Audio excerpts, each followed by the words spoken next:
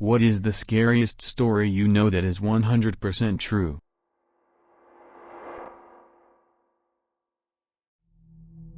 I would call it creepy more than scary, but my mom's friend had a small house and lived alone. She noticed weird things: a batch of soup depleting faster than usual, missing eggs, damp towels in the hamper when she hadn't used any, extra dishes in the dishwasher, etc. This went on for months. She thought she was just being forgetful. One day she heard some thumping around in her attic and went to investigate.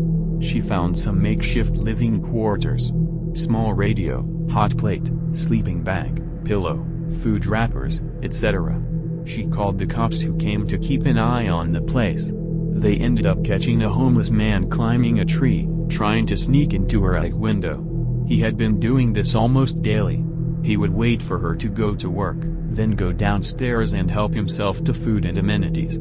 The funny part about this story is they got to know each other throughout the ordeal, and the guy was actually very respectful, just down on his luck.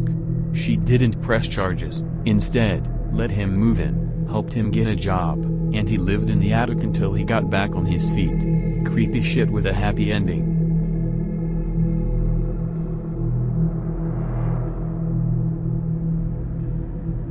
A female friend in college disappeared from a party at another university in the city town 25-ish miles north of our school.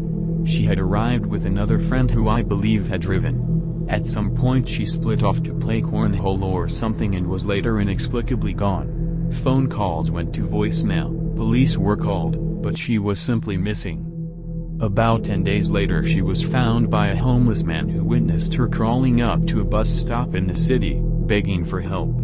She had broken a leg and an arm, and was in very bad shape. At the, quite large party, she had her drink secretly drugged and was then led off by a group of men into their vehicle. She was taken to an apartment where she was drugged, repeatedly raped, and locked in a small room in between with a bucket to use as a bathroom. At one point, after being injected with heroin and raped, she somehow managed to convince one of her captors to allow her to use the actual bathroom to clean herself up. This bathroom had a small window to the outside, and with the shower running, she managed to squeeze out and fell from the 3rd story into a large hedge/bush. From there she crawled from the apartment complex to the road and bus stop, where the homeless man saw her and called police. Many cars stopped upon seeing her, making her captives unable to recapture her. 3 men were later arrested for the crime after surveillance cameras allowed police to locate the apartment which she jumped from. She returned to our university almost 2 years later, graduated, and became a nurse. She was obviously traumatized, never partied again, carried a gun everywhere she could, and somehow moved on with life. It was a terrifying tale none of us ever forgot. She was an 18-year-old freshman when the incident happened.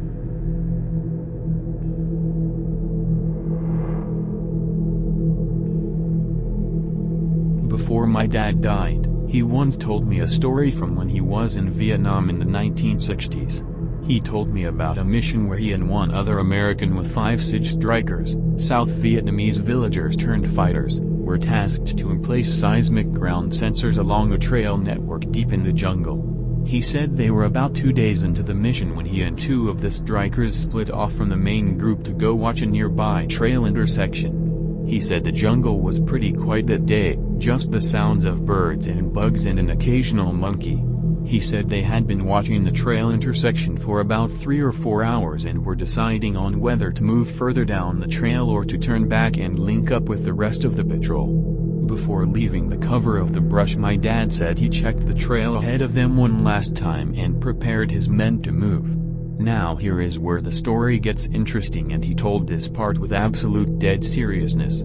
He said just as he started to step out onto the trail he sees a light-skinned black Union cavalry soldier in full battle gear laying alongside the trail just shy of the intersection. My dad said the Union soldier had 2 pistols, a Spencer rifle and a short curved club at his hip.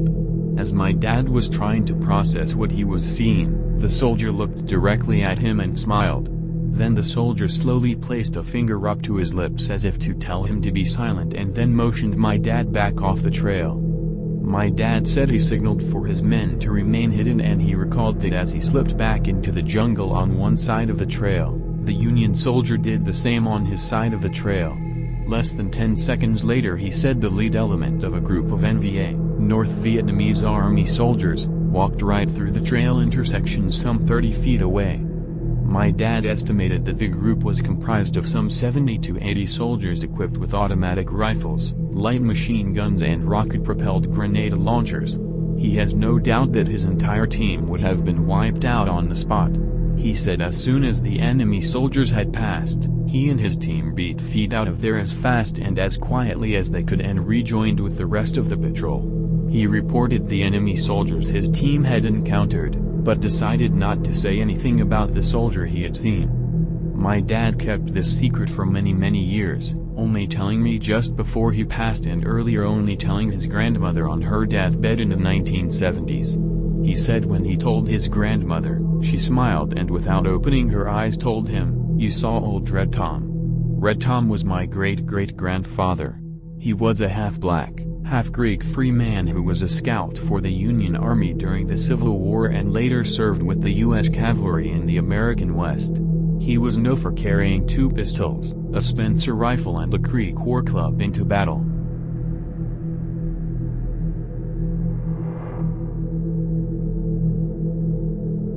My friend's boss bought an Audi A4 convertible, back when they were new and interesting. One of the talking points was the pop-up roll hoops that were hidden unless you rolled it. A few months after buying it, he got to test those roll hoops out, as he lost control and skidded down a steep bank about 10 meters, till 35 feet, deep. The roll hoops did their job, and he survived with just cuts and scratches from the bushes he plowed through. The car ended up the right way up and he got out, walked back up the bank to the side of the road, then got on the phone to the police to report the accident. While he was standing there, a driver from a car that had seen the accident came over to speak to him.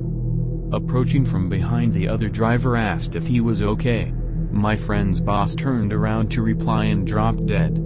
His neck had been fractured, but was in one piece right up until he turned his head, when it severed his spinal cord.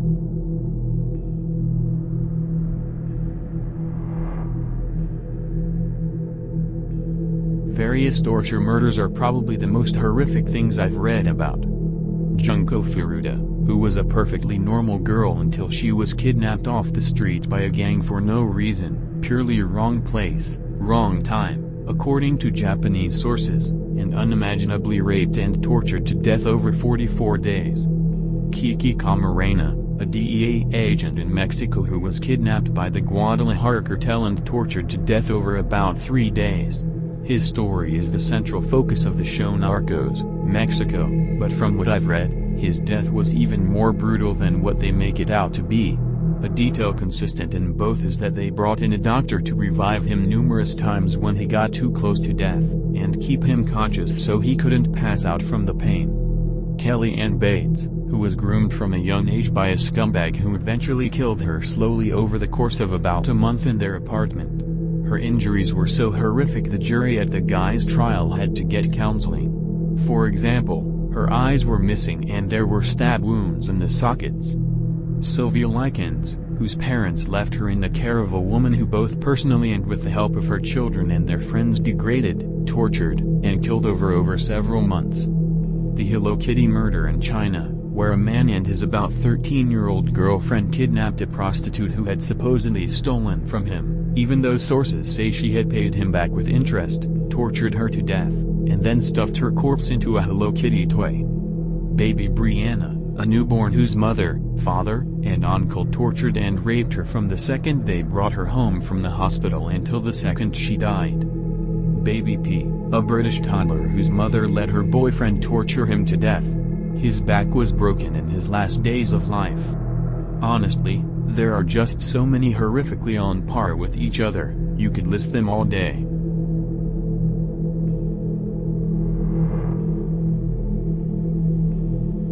Ed Kemper murdered college women because his mother worked at a college and he claims he wanted to destroy everything she loved. Then, he murdered his mother and decapitated her, raped her head and her body, set her head on a shelf and screamed at it for hours. That is the part that terrifies me. Then he murdered her best friend and turned himself in. Relaying the whole story in detail, crying. Edit. It hurts because I'm not a lizard. I didn't crawl out from under a rock. I came from my mother's vagina.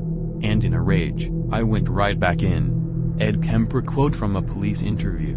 Link in the description. Freaks me the hell out. Edit 111 days later, I'm still getting comments on this, so I'll add another thing that makes him creepy. He would bury the heads of the women he killed in his mother's backyard. He lived with her. He angled the head to where they were pointed upward facing his mother's bedroom window. He would later say he did this purposely because his mother always wanted to be looked up to.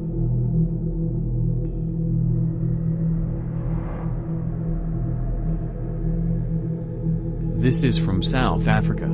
The woman is called Alison Bota and she was abducted, raped and then choked until she blacked out. She was driven into a secluded area, stabbed 30 times in the abdomen and 16 times in the throat and left for dead on the side of the road. She had to use her shirt to keep her organs inside her body and hold her head up because of a damaged muscle in her neck and proceeded to crawl to the road where she was eventually spotted and rescued. She survived the attack and now does motivational speaking, I believe. Links to her story and IMDb page for the documentary can be found in the description below.